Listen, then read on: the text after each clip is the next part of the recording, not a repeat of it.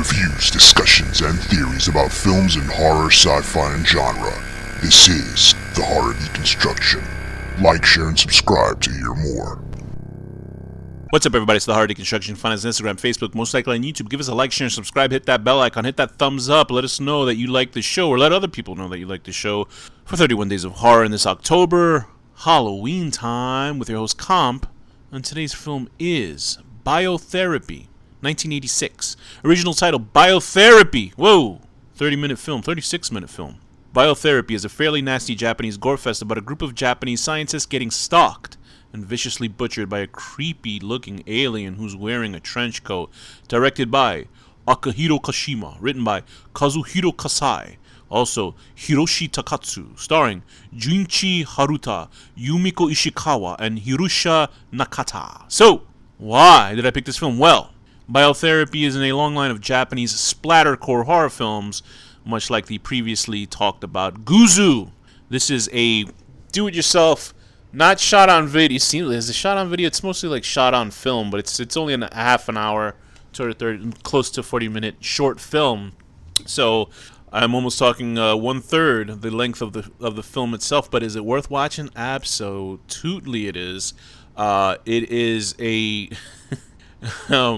boy, these Japanese, when they make splatter films, they make super stylized. Like, the only thing I can kind of compare Japanese cinema when they were in this sort of exploitative sense is the work of Sam Raimi, like early Sam Raimi, and sometimes it hints of it in his newer films where he has a crazy sort of editing in it. That's what they do with these Japanese. It's not crazy editing, it's just like weird angles and just shots you wouldn't expect in any type of film.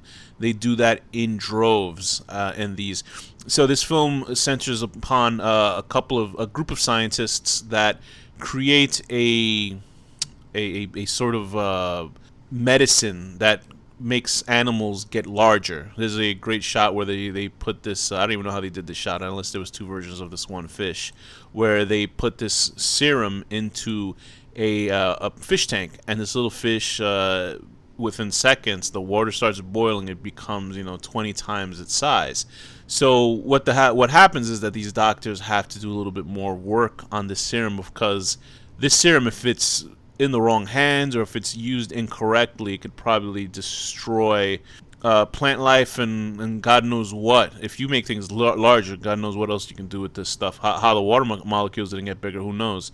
But this discovery leads for a split up between these doctors. One half says we need to stop doing this because it might screw up the world, and the other half is like, listen, I'm going to keep continuing my studies into this work.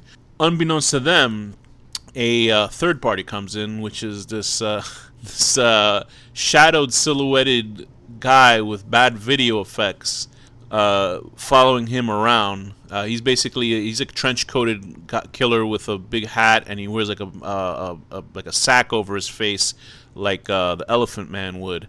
And what he's doing is he's systematically killing all these doctors while trying to look for the serum that these doctors created. It's just funny the way the killer looks pretty cool. It's just like this guy who continues like appearing, cause you see like a storm of lightning or storm of light come out, and then he just like appears in the room like a Terminator. And I appreciate that he walks around in this suit, and he has possibly one of the worst cheap special effects ever made. He's like walking around. It's like just they only take the half a screen where he's coming from when he's walking around, and they screw with the like digital coloring around him, so he's just like this blue effect, but it just looks so cheap, but it's funny because you know what it's supposed to be. He's just like another worldly person or something, and he's like constantly looking for this GT medicine, and if these people don't tell him what this GT medicine is, he'll like crush their heads until their fucking eyeballs fly out. He's like I don't want to explain who he is because I don't want to spoil the film, but he's very he's a very violent person, and you would think I almost spoiled what it is. You would think this type of person would not be super violent. But it's just funny. He's like sticking test tubes, destroying the flesh of a person, and their blood shoots out the test tubes. He's a very, very violent individual. And so you're led through this film saying, oh, is this masked person one of these scientists, and maybe they got affected by the drug or something. So there's a little bit of, who done it, mystery to it. But the gore is pretty good.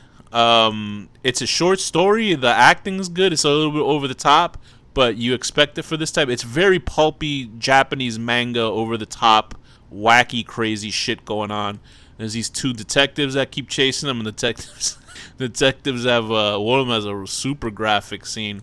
I actually like this. So this guy's looking for this GT medicine, and when you find out what the GT medicine, really the purpose of it, makes it a pretty cool science fiction film. So there's like a little time travel going on in here. There's a little I don't know what the biotherapy, what the title, what it means. I guess it must mean something because it's a creature being affected, like the animals and the plankton and stuff like that in the earth. And what discoveries now or experiments now, how they affect the future and stuff like that. There's one part where I don't understand how one of the lead scientists is murdered. Everybody knows it. They find this out, but then they go to the house and they go to this area and his body's still there. And I'm like, wouldn't they know? How would they know if he's dead if they just discovered his body now, like days after he's killed? Regardless of that, it is a over-the-top, schlocky Japanese slasher gore house movie. It's a splatterpunk film. It's fun. It's gruesome. Some of the creature designs are cool. It'll remind you of like some cheap Power Ranger shit at some point with one of the reveals of these people. But I enjoyed it very much. So Biotherapy is very much a fun little movie, and you can't. It's such a simplified storyline. Like I can't say anything because it'll just spoil it. And it's fun just to go in without knowing anything about it. I found the version of it on YouTube. If you're looking for that sort of Japanese splatter with great aesthetics, this is the movie for you. You hardly see movies, well, at least in the United States, you don't see movies like this. Hopefully they're still making them in Japan. Well, yeah, you with people that still create stuff like Tokyo Gore Police. Obviously, it's still around, so they keep that alive. So good for them. So yes, I would totally recommend Biotherapy. I would give this movie a 7.5 out of 10. Destroying the plankton will destroy the world. And with that, this has been the Hard Deconstruction. Thank you for listening.